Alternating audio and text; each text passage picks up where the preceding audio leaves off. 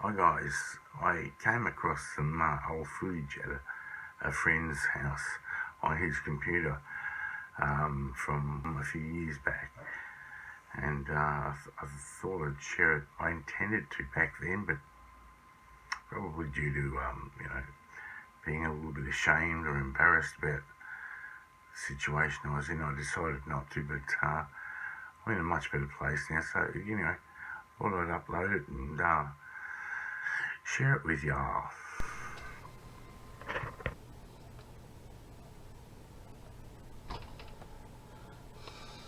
Fuck, that's really bright.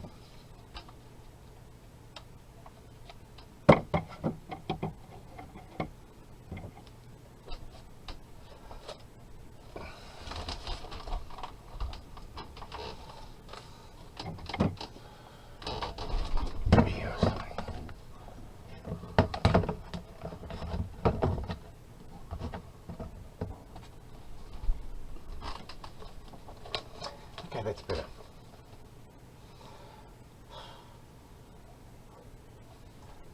Hadn't seen my dad for a couple of years,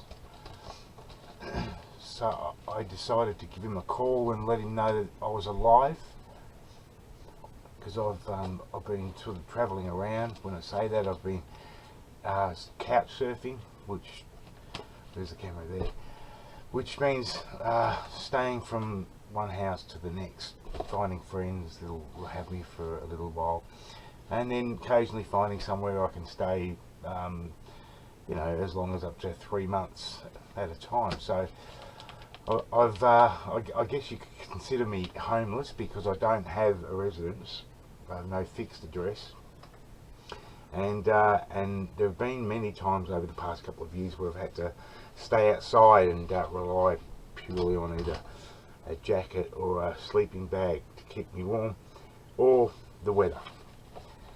Anyway, that's not what this is about. I saw Dad the other day, and he knows my situation, and he hasn't spoken to me for the 2 years, not because he didn't have my phone number like I had thought, but because he wanted me to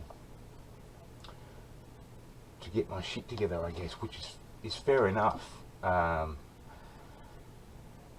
anyway, I needed a place to stay for one night, because I had to come down to Melbourne where he lives and attend an interview with the unemployment office. So I did that, and I took the opportunity to call him at the same time. It happened to be his birthday, and he's a Jehovah's Witness, and they don't celebrate the birthdays, but because I called him on that day after not speaking to him for a couple of years, I'm sure he got the point.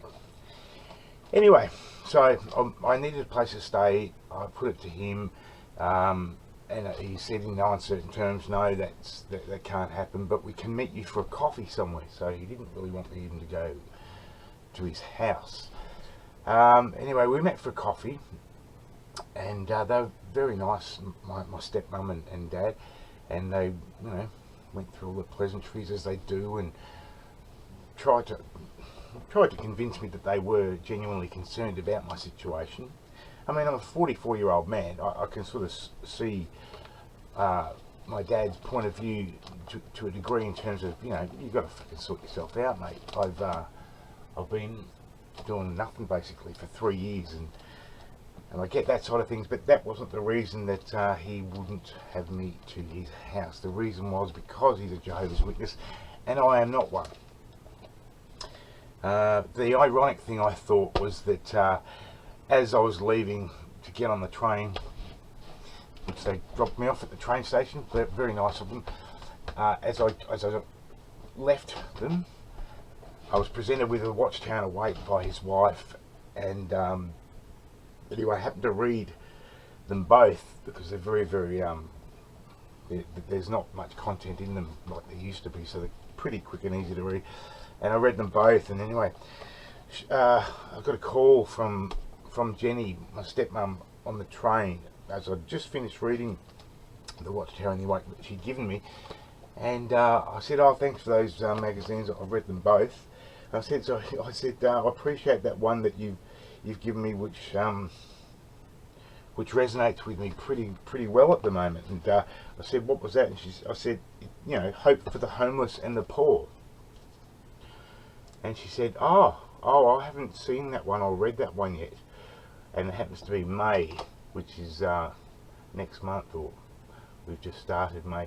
So, and it talks about being really compassionate with homeless people within this magazine, and doing what you can for them to help them.